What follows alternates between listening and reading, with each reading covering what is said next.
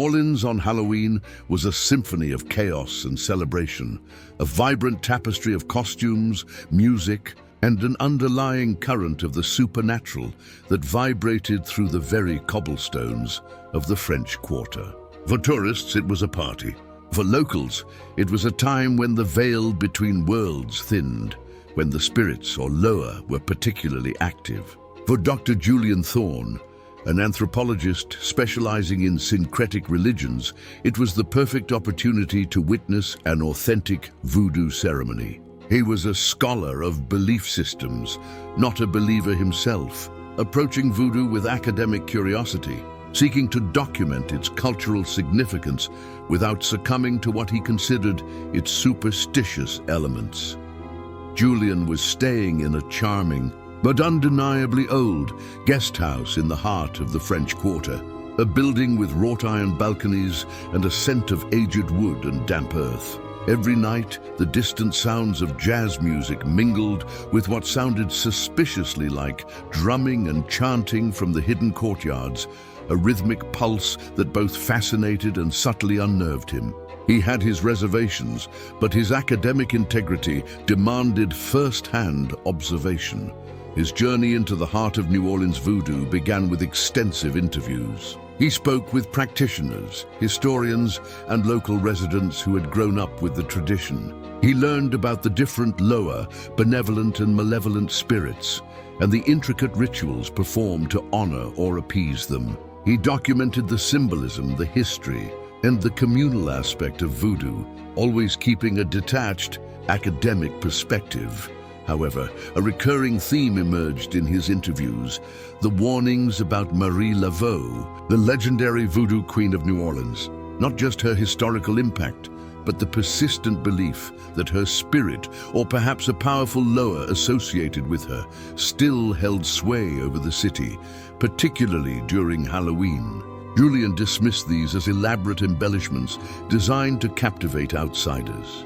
Yet one elderly mambo, Mama Odette, looked at him with piercing eyes and warned, "Some spirits do not sleep, Docteur, especially not on Samhain."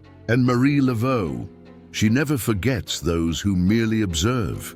She then spoke of a lost altar of the loa, hidden deep within a forgotten section of the Bayou, where Marie Laveau supposedly performed her most potent rituals. Mama Odette described it as a place of immense power, now corrupted by dark magic, where on Halloween the loa would gather, demanding not just offerings, but active participation, a test of faith, or a forfeiture of soul. Julian, intrigued by the mention of a specific tangible location, discreetly began to research the lost altar. His academic curiosity, though still rooted in skepticism, began to nudge him towards a deeper, more personal investigation. He found fragmented references in old Louisiana purchase documents and obscure 19th century travelogues, mentions of a serpent mound deep in the cypress swamps, guarded by thorny vines and ancient gnarled trees, where shadows danced on the eve of the dead. Halloween night arrived, transforming the French Quarter into a riot of costumed revelers. The air vibrated with energy, part festive, part primal. Julian, armed with his field notes, a sturdy flashlight and a secretly rented small boat, slipped away from the revelry, heading towards the Bayou. He was alone, having dismissed his local research assistant, convinced this was merely an academic expedition. He wore a simple, unadorned jacket, carrying no overt Halloween symbols, hoping to blend in and remain inconspicuous. He brought with him a small, carved pumpkin, its flickering LED light intended for practical illumination rather than ritual. A symbol of his Western detachment, navigating the labyrinthine waterways of the Bayou was far more challenging than he anticipated. The ancient cypress trees draped in Spanish moss loomed like ghostly sentinels, their roots disappearing into the murky water. The sounds of the city faded, replaced by the chorus of cicadas, the splash of unseen creatures, and the unsettling silence of the swamp. His GPS flickered erratically, losing signal amidst the dense foliage and thick, humid air. After hours of searching, just as despair began to set in, he found it. A clearing, shrouded in dense fog, where a large earthen mound, shaped like a coiled serpent, rose from the swamp floor. At its peak, a crude altar fashioned from ancient stones and animal bones stood. The air here was heavy, thick with the scent of damp earth, decaying leaves and something else, something sickly sweet and cloying, like stale blood and forgotten incense. Around the base of the mound, numerous carved pumpkins, ancient and rotted, glowed with a faint internal orange light, their faces twisted into grotesque grimaces. As if perpetually screaming, Julian approached the altar, his heart pounding a frantic rhythm against his ribs. His academic detachment was crumbling. This place radiated an undeniable primal energy. He could feel it, a thrumming beneath his feet, a pressure on his eardrums. He placed his own pumpkin on the altar, its LED light adding a small modern flicker to the ancient scene. Suddenly, the fog began to swirl, coalescing into indistinct forms around the mound. Whispers, faint at first, then growing in intensity, emerged from the mist. They were not in English, but a mix of Creole and African dialects, invoking names Papa Legba, Maman Brigitte, Baron Samedi. Julian recognized the names of powerful Loa. He fumbled for his camera, trying to record, but his hands trembled violently. The camera, despite being fully charged, simply refused to turn on. The whispers intensified, becoming an angry chorus, swirling around him, pulling at his clothes. He felt an icy touch on his neck, a phantom breath on his ear. Then, from the center of the altar, a tall, imposing figure began to rise from the swirling fog. She was a regal woman, dressed in a flowing white gown, her head adorned with a turban. Her skin was the color of rich earth, and her eyes, though human in form, glowed with an unnerving, pulsating orange light. She was unmistakably Marie Laveau, the Voodoo Queen, not a ghost, but a manifestation of pure, potent spiritual energy. "You come to observe, Dr. Thorne?" Her voice resonated, not just from her lips, but from the very air, from the swamp itself. To document our beliefs, yet to deny our power. On this night, the veil thins for all, and the lower demand more than mere observation. Marie Laveau raised a hand, and the ground around Julian began to churn. Skeletal hands, adorned with ancient rings, burst from the earth, reaching for his ankles. The pumpkins around the mound began to glow brighter, their malevolent orange light pulsing with an eerie rhythm. As if keeping time with the encroaching horror, Julian struggled, trying to pull away, but the skeletal hands gripped him firmly. His academic curiosity had led him into a trap, a ritual for which he was the unwitting sacrifice. What do you want?" he stammered, his voice filled with genuine terror. Marie Laveau's glowing orange eyes narrowed. "We want respect, Doctor. We want belief. And tonight we will have it. You will join our dance. You will become part of our legacy."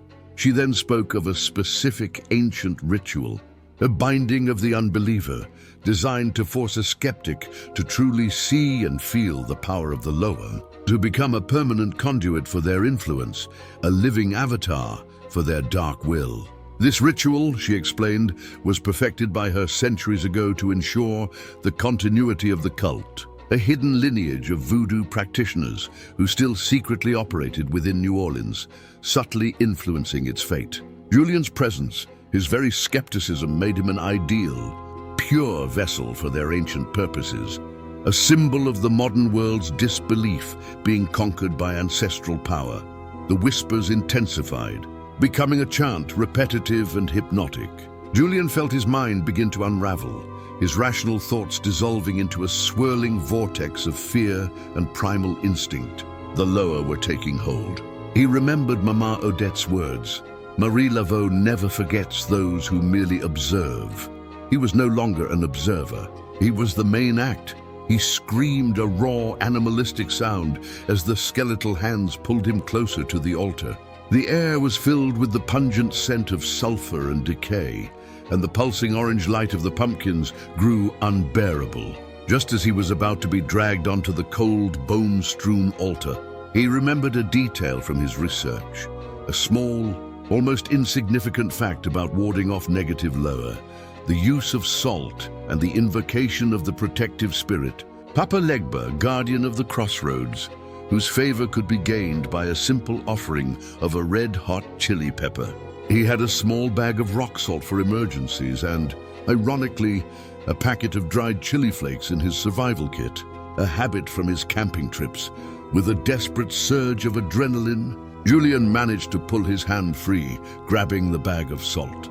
He threw it towards Marie Laveau, shouting, "Papa Legba, guardian of the crossroads, I offer you fire." He simultaneously threw the chili flakes, a burst of red dust, towards her. Marie Laveau recoiled, her spectral form flickering. The salt, a symbol of purification and boundaries, momentarily disrupted her manifestation. The chili, a fiery offering to Legba, caused a blinding flash of orange light. The skeletal hands gripping Julian's ankles loosened. He scrambled backwards, away from the altar, desperately seeking an escape. The fog, momentarily dispersed by the flash of light, began to swirl again, but the oppressive feeling was lessened. The chants grew fainter, less focused. Marie Laveau, her form still flickering, fixed her glowing eyes on him. "You invoke the old ways, unbeliever. A desperate move. I invoke the true spirits," Julian cried, his voice regaining some strength. "The ones who protect, not enslave. You may be powerful, but you are not the only lower." He remembered another piece of folklore. That true light, uncorrupted by darkness, could disrupt the most potent voodoo rituals on Samhain. He looked at his small LED-lit pumpkin. It was still flickering defiantly. It was not a ritual item, but a simple man-made light. He snatched the pumpkin from the altar and, with a desperate prayer, hurled it towards Marie Laveau. The pumpkin spun through the air, its simple LED light a tiny beacon against the encroaching darkness. It struck Marie Laveau's chest. There was no explosion, no grand spectacle. Just a soft, almost mournful hum. The LED light pulsed brightly, then expanded, engulfing Marie Laveau's form in a pure white light. Her powerful, menacing visage softened, her glowing orange eyes fading. A look of weary resignation, then something akin to peace, settled on her face. Her form dissolved into shimmering golden particles that drifted up into the night sky, no longer menacing, but ethereal and beautiful. The skeletal hands vanished, the chants silenced. The bayou returned to its natural sounds, cicadas, croaking frogs, the gentle lapping of water. The ancient, rotted pumpkins around the mound, their malevolent glow extinguished, crumbled into dust. Julian's camera, miraculously, blinked on, its small green light a welcome sight. Julian collapsed onto the damp earth, shivering but profoundly changed. His skepticism was gone, replaced by an overwhelming sense of awe and a newfound respect for the spiritual realm. He had not merely observed, he had participated, he had believed, and in doing so he had perhaps offered Marie Laveau the peace she had sought for centuries. He had disrupted the Dark Pact, not by force, but by a desperate act of unexpected faith and a tiny, defiant Halloween pumpkin returning to New Orleans at dawn. Julian found the French Quarter still buzzing, but now with the lingering echoes of a celebratory Halloween, not the terrifying encounter he had experienced. He saw Mama Odette selling charms in a secluded corner. She looked at him, her eyes wise and knowing. "You saw, Doctor," she said, a faint smile on her lips. "You believed." Julian Thorne, the anthropologist, devoted the rest of his life to a different kind of study. He embraced the spiritual traditions he once only observed, becoming an advocate for the respectful understanding of voodoo, recognizing its deep connection to the human spirit and the unseen forces of the world. He never again sought to debunk. Instead, he sought to learn, to understand, and to honor. And every Halloween in New Orleans, Julian would light a small, simple pumpkin, placing it on his windowsill, not as a decoration, but as a silent offering, a gesture of peace to the lower, a reminder that some truths are best felt, not merely documented.